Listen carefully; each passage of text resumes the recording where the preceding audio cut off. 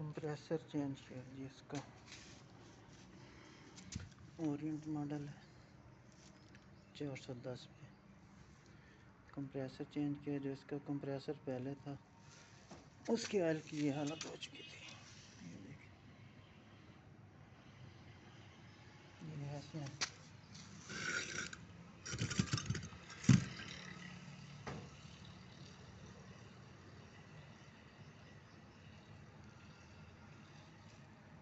Same capacity का इसका जो है ना चेंज किया है कंप्रेसर, और 410 गैस रिफिल की है इसमें।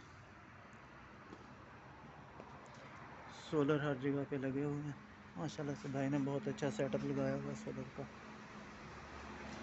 और ख़ास जो है ये हमारी शान, हमारा कौमी परचम माशाल्लाह।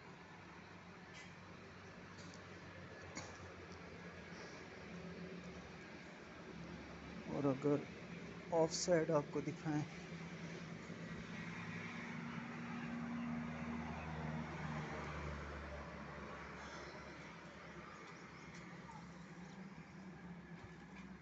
लाल सवारा जो है ना काम करने आए हुए हैं।